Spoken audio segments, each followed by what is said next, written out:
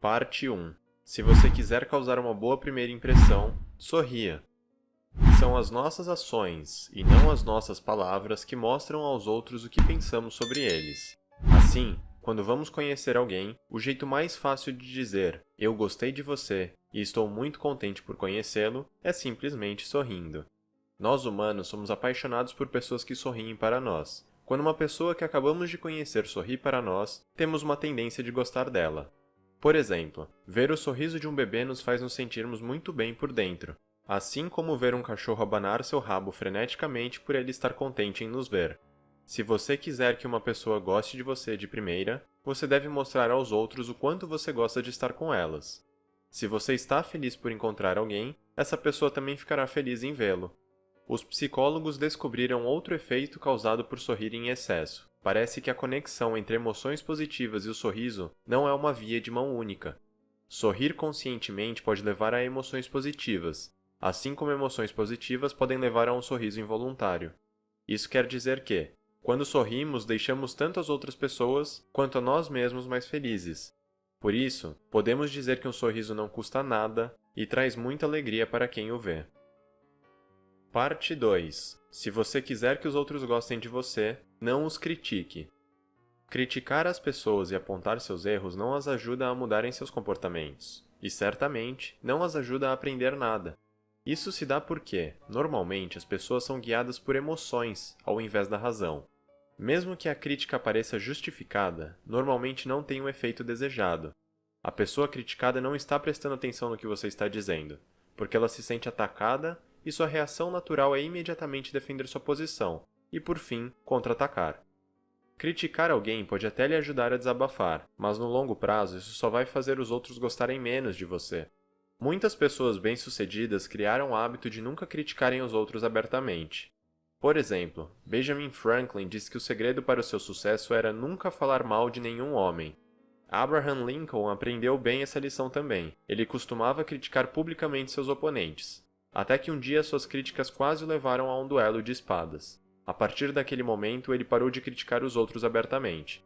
Durante a Guerra Civil Americana, ele disse: "Não os critiquem, eles são o que nós seríamos nas mesmas circunstâncias", dizendo isso àqueles que falavam mal dos sulistas. Criticar é fácil, mas é preciso ter caráter para ser compreensivo e perdoar os outros por seus erros e deficiências. Se você quiser que os outros gostem de você, tente entender o que os motiva, aceite suas dificuldades e crie o hábito de nunca criticá-los abertamente, pois isso voltará para assombrá-lo. Parte 3. Se você quiser que os outros gostem de ajudá-lo, mostre sua admiração com frequência. Como você pode convencer alguém a lhe fazer um favor? Você deve garantir que eles queiram fazer. E como isso é possível? Você deve motivar o outro com uma simples recompensa, sua sincera admiração ou gratidão. Um dos mais fortes motivadores do comportamento humano é o desejo de ser valorizado pelos outros. Todos nós gostamos de sermos elogiados e ouvirmos que estamos fazendo um bom trabalho. Alguns chegam a dizer que todas as civilizações se baseiam no desejo humano pelo reconhecimento. Nosso desejo por aceitação e elogios nos faz subir a montanha mais alta e criar empresas multimilionárias. E o que podemos aprender com isso? A possibilidade de receber um elogio como recompensa é um motivador muito mais forte do que ameaçar os outros com punições por um trabalho mal feito. Para alguém querer lhe ajudar, você deve ser conhecido como uma pessoa que mostra admiração e consideração, e não como uma pessoa que critica. Para mostrar sua gratidão e se tornar alguém com quem as pessoas gostam de trabalhar, use expressões simples como "obrigado", "me desculpe" e aprenda a fazer elogios sinceros. Não fique bajulando as pessoas, elas logo irão perceber isso. Sua gratidão deve ser sincera. Para conseguir esse grau de sinceridade é crucial ter a mentalidade correta.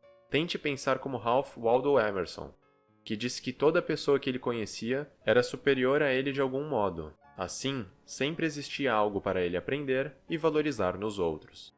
Se você respeitar os outros e levá-los a sério, achará mais fácil valorizar o trabalho deles e mostrar uma gratidão sincera. E por sua vez, eles vão gostar e querer trabalhar mais com você. Parte 4. Se você quiser ser interessante, se interesse pelos outros. Todos nós gostamos de um bom ouvinte, e especialmente quando a pessoa nos encoraja a falar mais sobre nós mesmos.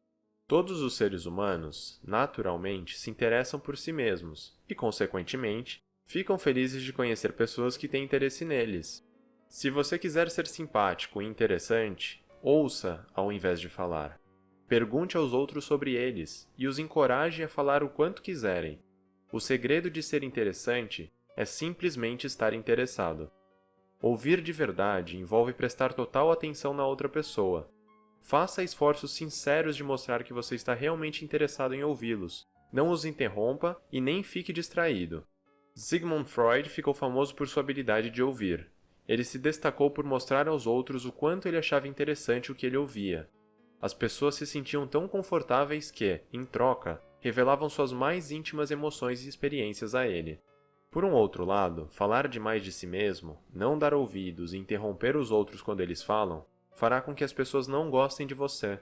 Falar só de você indica egocentrismo, se tornando extremamente desagradável para os outros. Portanto, se você quiser ser mais agradável, tente ser um bom ouvinte e incentive os outros a falarem, especialmente sobre eles próprios. Parte 5. Mostre a sua apreciação pelos outros, falando sobre o que é importante para eles.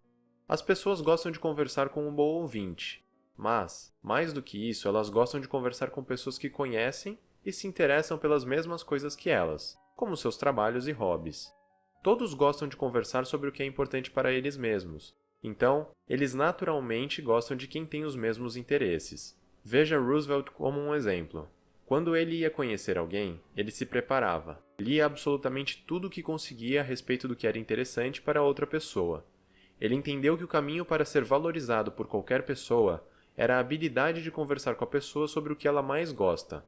É claro que existe um assunto em que todos se interessam, eles próprios. Toda pessoa sente que é valiosa e interessante e gostam quando os outros confirmam essa crença. Benjamin Disraeli estava absolutamente certo quando disse: fale com as pessoas sobre elas próprias e elas ouvirão por horas. Sempre que conhecer alguém, procure algo que você admira nelas e diga isso a elas. Independentemente de quem você conhecer, você sempre pode achar alguma característica que você admira. Por exemplo, certa vez, o autor Dale Carnegie queria melhorar o dia de um funcionário entediado. Então ele lhe disse: eu certamente gostaria de ter a sua cabeleira. O jeito mais fácil de desenvolver a mentalidade para apreciar os outros é lembrar-se da regra de ouro. Trate os outros como você gostaria de ser tratado. Parte 6. Nós gostamos de pessoas que nos apreciam e se lembram de coisas sobre nós, como nosso nome. Como os cachorros conseguem ganhar a afeição das pessoas apenas alguns segundos após conhecê-las? A resposta é simples: amor incondicional. Um cachorro sempre está interessado em você, e ele mostra esse interesse com muito entusiasmo. Nós respondemos a esse comportamento, pois gostamos quando eles nos mostram afeição. Isso aumenta nossa autoestima e nos deixa felizes. Então, qual é a lição que podemos tirar para as nossas interações diárias? Se você quiser conquistar os outros, mostre toda a sua admiração com entusiasmo. Mostre que você está interessado neles e no que eles têm a dizer, e tente se lembrar do que eles lhe disseram. Na prática, quer dizer que você deve sempre cumprimentar os outros com entusiasmo, ser um bom ouvinte e certificar-se de lembrar de detalhes pessoais, como, por exemplo, nomes e datas de aniversário. Isso requer algum esforço. Por exemplo, talvez você tenha que fazer algumas anotações após cada encontro, mas no longo prazo, vai valer muito a pena. Já que todos nós gostamos de ouvir o próprio nome, o segredo para ganhar a afeição é lembrar e usar o nome da pessoa sempre que possível. Sempre que conhecer alguém novo, procure lembrar o nome dela e usar durante a conversa. A pessoa gostará mais de você imediatamente. Roosevelt era popular entre seus funcionários porque ele tinha o hábito de cumprimentá-los pelos seus nomes. Ele também reservava tempo para ouvi-los e tentava se lembrar do que eles haviam dito. Desta maneira, ele mostrava sua admiração pelas pessoas e, com isso, obteve um retorno muito maior de suas relações. Parte número 7. Evite todas as discussões. Elas não podem ser vencidas. Pense nisso. Qual a razão para discutir com a outra pessoa? Em cada 9 de 10 casos, após o término de uma discussão, ambas as partes estão ainda mais convictas de suas posições do que antes.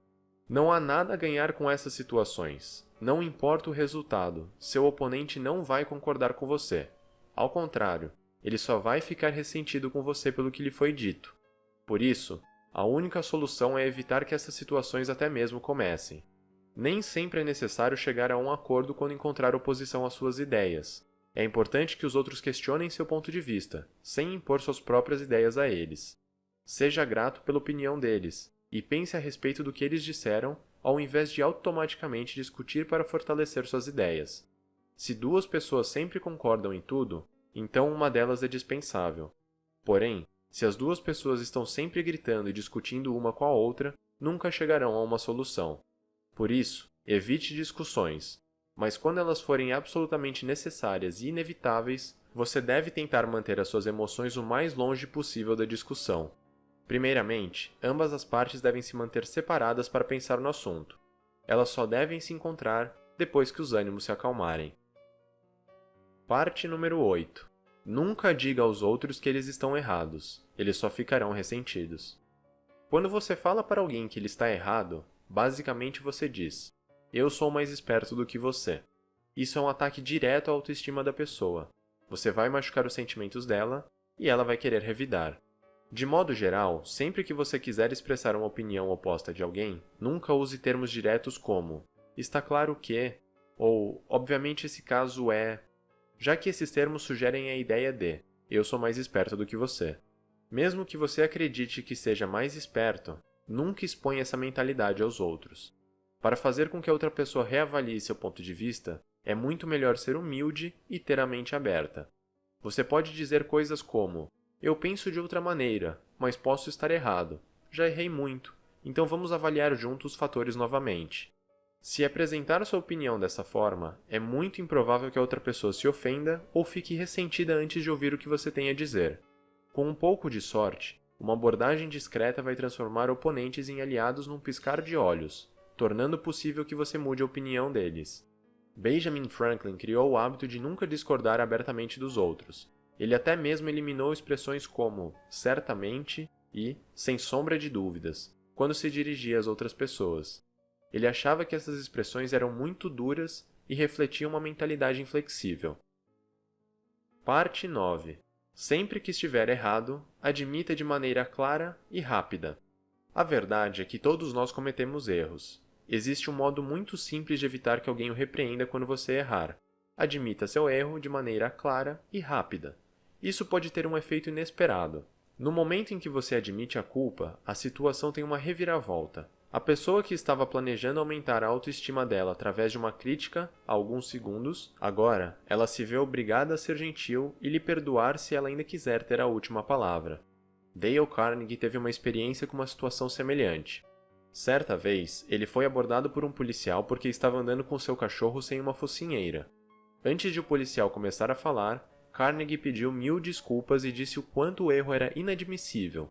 Normalmente, o policial seria muito crítico e pragmático, mas graças a ele ter se adiantado e admitido a culpa, o policial fez o oposto.